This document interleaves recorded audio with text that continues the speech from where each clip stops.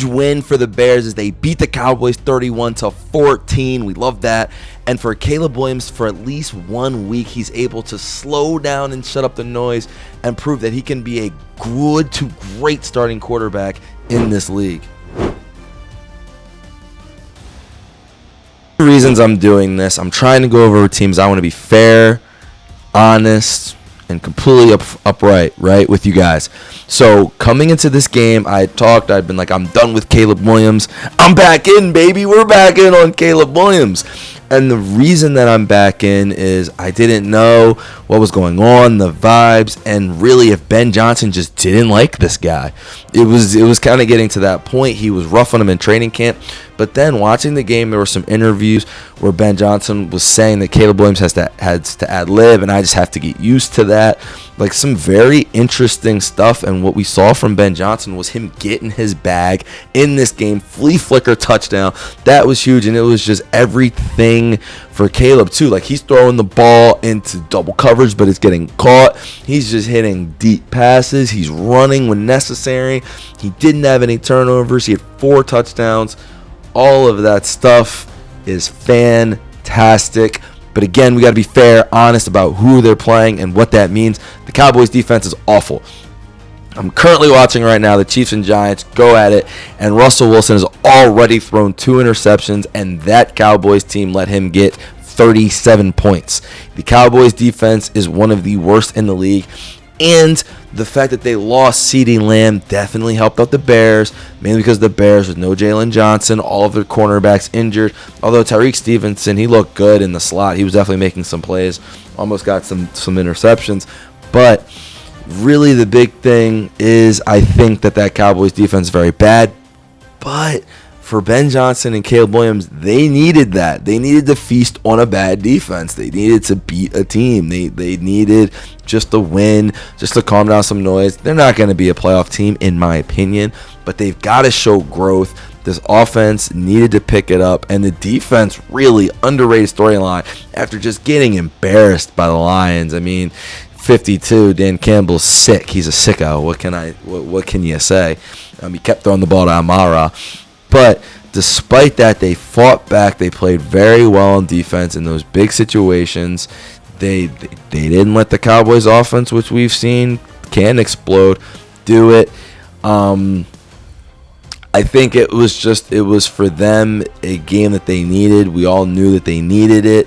You can't be 0-3 just for the vibes. Again, this isn't even about the playoffs to me. To me, this is about, all right, Caleb Williams, what do we have? All right, Ben Johnson, what do we have? All right, we're turning the pressure up on the big city on you guys. It's been the talk of a lot of shows, surprisingly, but it's not surprising. You have Caleb Williams, who's the number 1 pick in the draft a couple of years ago. He's an explosive player, Heisman Trophy winner. He's definitely, polarizing for a lot of reasons. He said he didn't want to go to Chicago because they can't develop quarterbacks. You have a GM, people were talking about Ryan Poles. It's time to get rid of this guy, fire him. That talk was going on heavy in Chicago. And then you have Ben Johnson. And Ben Johnson came in talking heavy, talking about the tush push, talking about just his way of playing football, saying that the offense wasn't good enough. It seems really like a powder keg situation. And for the Bears, because I like watching great or potentially great players show what they can do, I'm happy that they settled the weirdness, because there was becoming a thing like, yo, does Ben Johnson just not like Caleb Williams? Like, he took this job, and ever since he's got the job, he's been complaining, kicking me about the huddle, not really seeming to like how the offense was flowing. Now, was he being a tough coach and just a tough coach? That's in the air, but we've seen people also just be assholes as head coaches. We've seen it all the time. Like, all right, that tough love shit is cool, but when you act like you're smarter than everyone else, Brandon Staley, we've seen it, and you just keep doing something because of arrogance or because you're stuck in your ways and maybe not using Caleb in his best situations, that becomes a thing very fast. And Ben Johnson, he got some heat, not shaking Jared Goff's hand. It's a lot of like little things bubbling up because you're Chicago Bears. You're not the Jacksonville Bears. You're not the Miami Bears. You're not even the Seattle Bears. Like that's one of those things, and that's why New York right now, they're going to be on Russ's ass if he loses this game. Like, the big city component of it is huge, specifically for all the things that they had going into it. They just fired a coach. They're playing that defensive coordinator, Eberflus, and he's terrible. Like, so you did a good thing there, Chicago. I assumed their defense would be better because I didn't think Eberflus was a great coach, and that defense was relevant last year, but obviously missing all those corners. It just became up and down. Just a lot of stuff. You let up 52. The Vikings, we didn't know if they were any good. It was impressive. It showed, I think, some heart. At least that they can run an offense, and at least that Caleb Williams can have one of those games where he continues to get better throughout the game. One thing that happened against the Vikings was he was very good early, but then late in the game he wasn't the same player. He kind of faltered off, and that's what allowed the Vikings to come back and win that game. So for Caleb to kind of get that lead and then pour it on, keep scoring, got to learn that lesson of, all right, we can't just not turn the ball over, which Caleb, by the way, has been pretty good at this season. Even though I said I was done with them because the pick looked really bad. They were down 21-14 and probably had to keep scoring. My bad, Caleb. I'm with you now.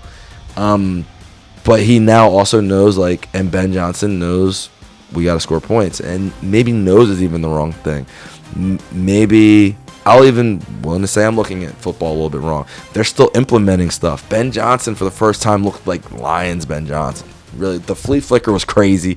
They had a lot of motioning, pump fakes underneath to throw it into the seam for Loveland. Like, that was a huge play. Roma Dunze, he's looking really, really good. Like, I watched a show talking about maybe they shouldn't have taken him, but when Rome looks like this, and then you have DJ Moore underneath, now, and Rome's your deep threat now, like, it was very impressive stuff from the Bears.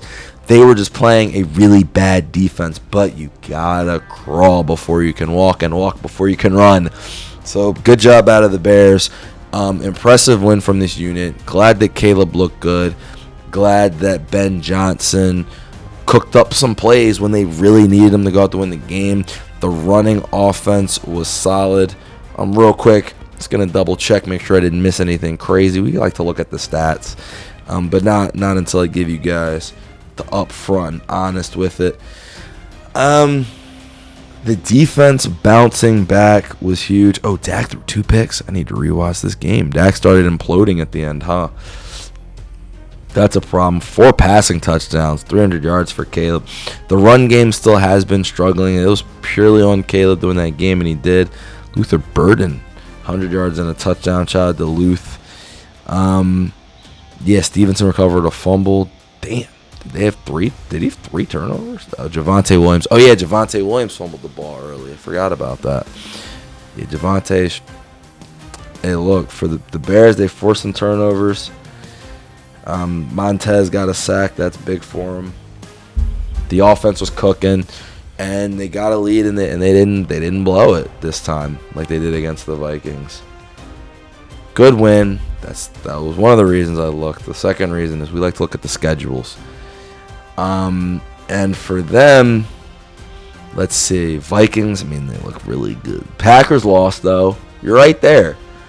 You play the Raiders next week and the Commanders. The Commanders is winnable. And then the Saints? These next 3 for the Bears. 3-3 after how that start looked. Then you play the Bengals and the Giants. You got this schedule is crazy. My gosh, these teams are bad. But just 1 week at a time, the Raiders, they could lose to the Raiders, the Bears. This could don't want to get too hyped. Don't want to assume that the Raiders is an easy win. Although the Raiders, they don't look very good right now. I just got to be honest with it. But week by week basis, they're both 1-2. So we'll see what happens. Shout out the Bears, not the Bums, but the Bears this week.